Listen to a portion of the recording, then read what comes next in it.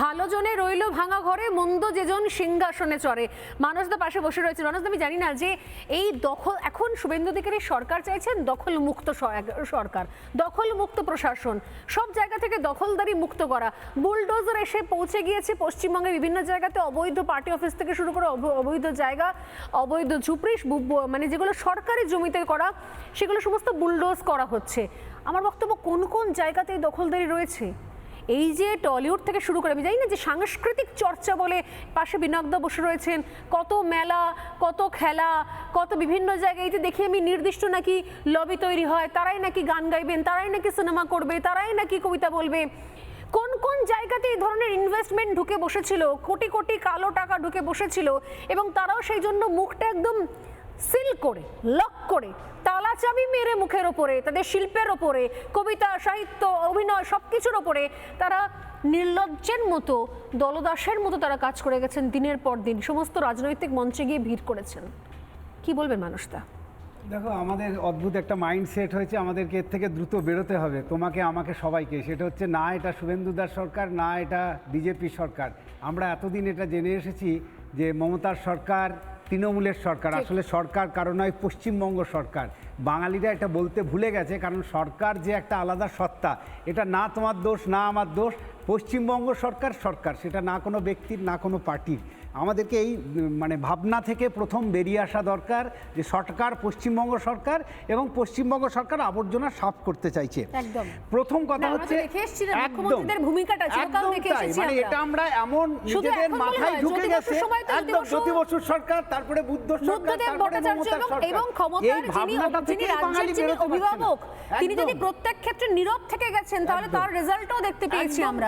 ঘটনাচক্রে thanks to Suvendu Adhikari, তিনি at least সমস্ত উত্তর দিচ্ছেন, সদর্থক ভূমিকা নিচ্ছেন, তিনি প্রশাসনকে আটকাচ্ছেন না, পুলিশকে কন্ট্রোল করছেন না। প্লিজ বলুন। মানে এটা পশ্চিমবঙ্গ সরকার।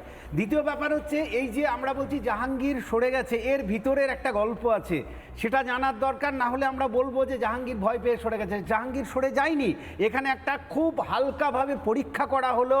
ভিতরে যেদিন মমতা ব্যানার্জি ডাক দিলেন যে সিপিএমকে আমরা ডাকছি, সেদিনেই সিদ্ধান্ত হয়েছিল যে ফলতাতে আমরা পরীক্ষা করব সমস্ত তৃণমূলের ভোট যদি সিপিএমের বাক্সে যায়, তাহলে বিজেপিকে হারানো যায় কিনা। সুতরাং এটা সিপিএম তৃণমূলের অত্যন্ত গোপন সমঝোতা ছিল। আমি দায়িত্ব নিয়ে বলছি, এটা কোনো হঠাৎ অ্যাক্সিডেন্ট ছিল না জাহাঙ্গীরের, যে আমার ইচ্ছে হলো আমি উইথড্র করে নিলাম, একদম না। অত্যন্ত উপরের লেভেলের একটি মিটিংয়ে ঠিক হয়েছিল যে আমরা দেখব যে তৃণমূলের সমস্ত ভোট যদি সিপিএমের বাক্সে যায়, তাহলে আমরা বিজেপিকে হারাতে পারি কিনা, তাহলে ভবিষ্যতে আমরা এই পরীক্ষা নিরীক্ষায় যাব।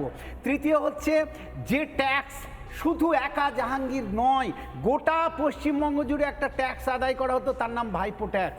সমস্ত রাস্তা জুড়ে, সেতু জুড়ে প্রচুর উঠে গেছে। এখন ট্রাক যারা নিয়ে যাচ্ছে, যে কোনো ট্রাকওয়ালাকে জিজ্ঞেস করলে বলছে আমরা দারুণ খুশি। কারণ কি না, 200 মিটার 300 মিটার অন্তর অন্তর একটা করে চাঁদা তোলা হতো, সেইগুলো উঠে গেছে। এখন সেগুলো যদি সরকারি হতো তাহলে উঠে যাওয়ার কথা নয়। সেই ট্যাক্সটার গোটা পশ্চিমবঙ্গ জুড়ে কয়েক হাজার জাহাঙ্গীর কালেকশন করতো, তার নামই ছিল ভাইপো ট্যাক্স। এখন সেই টাকাগুলো কোথায় যেত? এই যে কোটি কোটি কোটি কোটি ভাইপো ট্যাক্স তোলা হতো, যেগুলো এখন বন্ধ হয়ে গেছে। এখন রাস্তা অনেক মুক্ত, অনেক সেতুতে ট্যাক্স নেই, অনেক রাস্তায় ট্যাক্স নেই। সেই টাকাগুলোকে লাগিয়ে পোষা হতো সোকল্ড কলকাতার বুদ্ধিজীবীদের, কলকাতার যারা আমাদের সিনেমার পরিচালক আছে তাদের। এবং তাদের কাজ ছিল হিন্দু সমাজকে গালি দেওয়া, হিন্দু সিনেমার মাধ্যমে হিন্দু ধর্মকে গালি দেওয়া, হিন্দু ধর্মকে ছোট করে দেখানো, সিনেমার মাধ্যমে দেখানো যে সন্ন্যাসীরা কত খারাপ, হিন্দু সমাজ কত খারাপ। এ তো চলে এসছে, মানে পুরো সাহিত্য সিনেমা জগৎটা জেহাদিদের হাতে ছিল, এখনো অনেকাংশে আছে।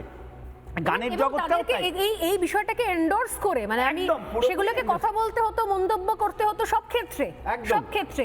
এমনকি আমরা দেখেছি বাংলাদেশিরা যখন চলে যাচ্ছে, বাংলাদেশি ধরা হচ্ছে, ধরপাকড় চলছে, তখন আচ্ছা আচ্ছা অভিনেতা অভিনেত্রী, কবি, সাহিত্যিক থেকে শুরু করে লেখক লেখিকা, তারা পর্যন্ত বাংলা এবং বাঙালি, মানে বাঙালি বলে বাংলাদেশের ভারতীয়দের গুলিয়ে দেওয়ার চেষ্টা করা হয়েছে। বাঙালিকে অ্যাটাক, বাঙালিকে অ্যাটাক।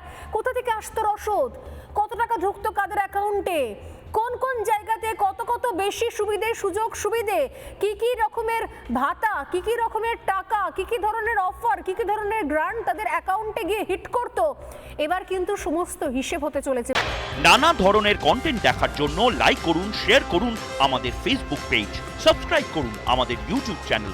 পাশাপাশি অন্যান্য ব্রেকিং নিউজের জন্য অবশ্যই চোখ রাখুন রিপাবলিক বাংলায়।